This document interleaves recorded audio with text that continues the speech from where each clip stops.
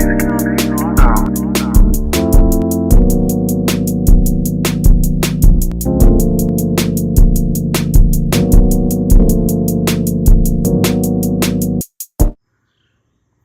right, guys, got a couple jobs on this one. I'm gonna tackle the awning first. This is a Dometic awning. You see an awning that has let me get up here so you can see. See that little symbol, those little markings? That's Dometic. And you see how this has this really small head on it on both ends? That means the motor is inside the tube. It has a tube motor. And on this end, you see how it has these little holes? This is not like a Solera awning. This awning has a spring on this end. The idler arm is not just a naked idle empty tube. There's a spring in it like a slide topper. You have to pin this awning roller tube assembly before you can bring it down. So the first thing we want to do is go ahead and lay our fabric out, get some of the wrinkles out. This is a Rec Pro fabric. It's good. I mean, it's just awning fabric, guys. I know other people make different ones, you know, much higher quality ones, but in my experience, even a factory awning fabric, they tell you it's only gonna last about 7 years. Then it dry rots, and that's why this awning has the AlumiGuard, but she's getting rid of that because the fabric that goes with that one costs so much more, where you can get a fabric of this size for a big awning like this from Rec Pro for like 100, 150 bucks. This is a 20-foot awning, so the fabric is matching up with that. Hopefully she got the right one, and the fabric is not too long. But with Rec Pro, when they sell it to you, they go by fabric width. So you don't got to worry about the awning size. Just measure the fabric, which is what I did when I came out. And we're just going to do that. So this side you don't have to worry about because the motor will keep it from moving and spinning. But the other side has that spring. All right, guys, so take the tension off your arm, pin your head, count rotations, whatever you got to do. Then set your ladders up. Well, this is how I do it. You do it any way you want to do it. But I put big ladders on both sides, and as I remove the heads, I set them on the ladders. Obviously, I'm tying the arms up first with the bungee cord so they don't shoot out, as you can see. And then I simply cut the fabric. I cut the fabric so far, and I get up here, cut that last little piece, and then I'll just walk the awning down one side at a time. All right. So this is what I mean about walking the awning down. The awning is totally disconnected because I had a guy in comment, and he was asking me how I do this. So tie the arms up, do what you got to do to safely disconnect the head assembly from the awning hardware, which are the arms. At this point, they're both sitting on the ladders, which are pretty much parallel to each other, holding the entire roller tube assembly. Then simply walk up one ladder, grab that end, bring it down, and then you take the other end and you lift up on it and you bring it down. And this way you have brought the entire assembly down, and you put it back up the same way, depending on how you're going to do the fabric. If you're going to do it on the bottom on the sawhorses, or if you're going to roll the whole thing. This one's pretty big, probably not going to roll the whole thing on my roller setup. I'm using the dead man rollers because it's a 20-foot awning.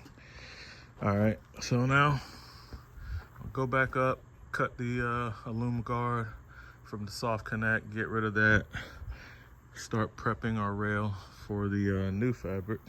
I'll match that fabric up with this tube, make sure it's gonna fit, and I'll bring you back. All right, It's a lot easier if you got somebody to help you, especially on these long awnings, to pull the fabric. If you know you're not gonna have somebody to help you, then you're gonna have to use dead man rollers and use the roller so that it's stiff and you don't have a bunch of flappy fabric. My customer was here, and after I got it halfway on, when it got to the center support, I got him to just pull it for me while I guided it through that way. If I didn't have him here, I would have left it, put it on the roller first, used my dead man roller setup, and just slid it on that way. That's that's how I would normally do that if I knew I had to do it by myself 100%. But in this case, I had about 5% help. So we got that on. You do need to count the rotations when you take the tension off of this roller tube. If you want to know which awning it is this Dometic awning. It's only a few years old. The fabric got caught by the wind. You have to drill out the rivets and to get the fabric out, because the way they have the double bead, you have to remove the cap and they're riveted in. This one had so now I got to get it set back up on the table in the sawhorses and roll and install the fabric to the you got to install the fabric onto the roller. The sucky part for me is it's hard to work out here. None of this land is level, so it's going to be difficult to work with the tube out here. If I had to bring it in from the roadside, it would be in the road, but it would have been easier. But that's the motor side, and I try not to take the motor side apart if I don't have to. Sometimes it's, do whatever works for you, especially if you have the other side pinned, then we'll take the motor side out, and then you don't have to worry about putting the tension back on the spring. So let me get set up so that I can get this slid on. All right, so now I slid the tube in quick and dirty. Didn't do anything special to the ends, but I do this a lot, so you may not find that you can do it that way. Now I'm going to install my cap and measure equal distance from the cap to the fabric on both sides. Do some quick math, make the distances equal. Screw it in so it can't move, and then I will match, because this is all one assembly, and then I will match up the fabric up top. I don't try and match up the camper side to the tube. I get the tube correct, and then I even up the fabric in the awning rail. Okay, so let me get this riveted in here, and I will get my table set up, and I'll be back. Using black rivets, I use power rivet gun, so it's quick and easy. And just like that, we're back in action. Now I get my tape measure and measure the distance from the cap to the fabric and make it even on both sides, and then set screw the cord. Using black rivets, I use power rivet gun, so it's quick and easy. And just like that, we're back in action. Now I get my tape measure and measure the distance from the cap to the fabric and make it even on both sides, and then set screw the cord. All right, guys, so today I'm back to do the permanent fix on this plumbing, as well as a few other things, such as furnace annual service. I just got done installing a new exhaust fan, upgraded to a max air fan, and so I got my bag hanging from here, which I'm going to move. But I will be replacing completely replacing that soft hose pipe that they use on this installation, because it's just the wrong type of pipe for the fittings that they're using, which are PEX B fittings. So because I've worked on this before, I gave myself enough room to get this out without having to go through a lot of trouble. So I'm gonna pull this out and sit it right here. Alrighty guys, so you can see how I have it set up here. And I know exactly what's my line. I marked them all, and I'm gonna replace these entire runs and make it just one continuous pipe, no breaks, using PEX A, which is much more flexible. So you get the same advantages from using something like this. But as you can see, you see how this hose is kinks. It's just not the good hose. But this was a temporary fix, and as you can see, everything is dry in here.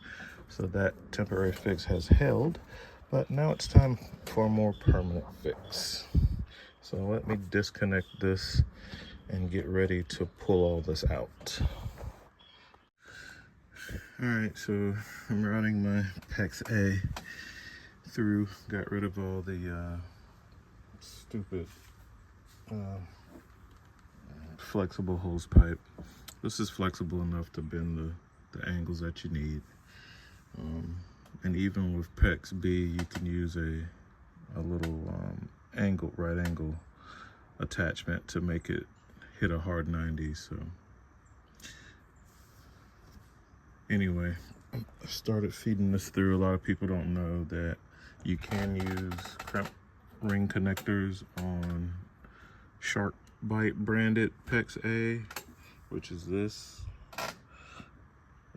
They tell you that on their website. And this blue pipe, which is going to be for the cold water line, this is Apollo PEX A, and the manufacturer of this PEX A states that you can also use crimp rings on their PEX A. A lot of people don't know that. So when you're making the transition, or if you have to just carry one type of pipe, well, just carry PEX A, and then you can use the expansion, or you can go with the crimp. So all the fittings that's compatible with PEX B are compatible with PEX A. Now on this unit, you have to remove the toilet and the washer to get to this plumbing. Yay! Also to get to the furnace. Let's take a look.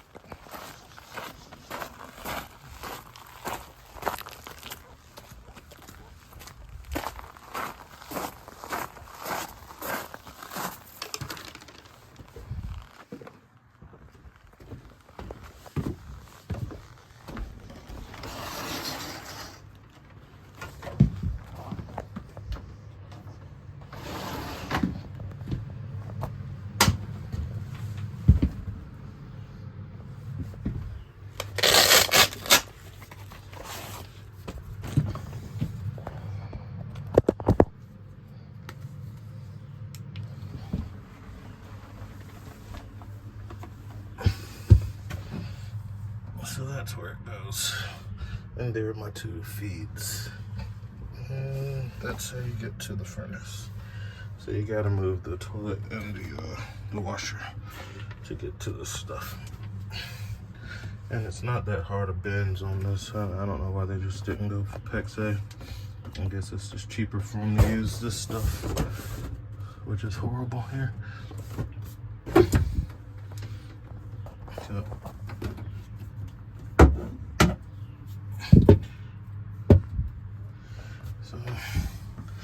let me get this changed out and then get my furnace out. All right guys, so we got the furnace out and back in, and I'm about to connect my hoses here. Just want to show you that in these water heaters there is a little screen, so it's only on the cold water inlet side. So be mindful of that if you have one of these with some age on it and you know the water's on but it's not putting out any hot water. The screen could be clogged. So you'll have to take it out and check that screen.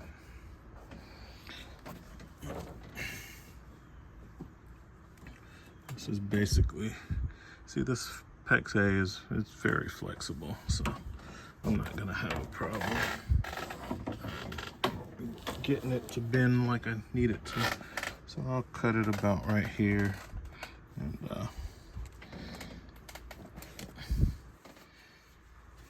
put a couple swivel connectors on it. Yep. Let me get a couple connectors and get this connected and reinstall. All right, so that's nice. Nice little bends. Let's take a look.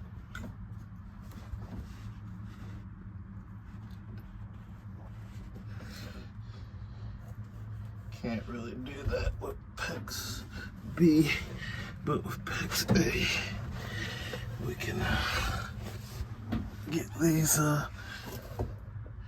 how it comes down, and it's just snaked around, making those nice bends. So now I have one piece of pipe with no breaks, less potential for leaks. Well, that's good.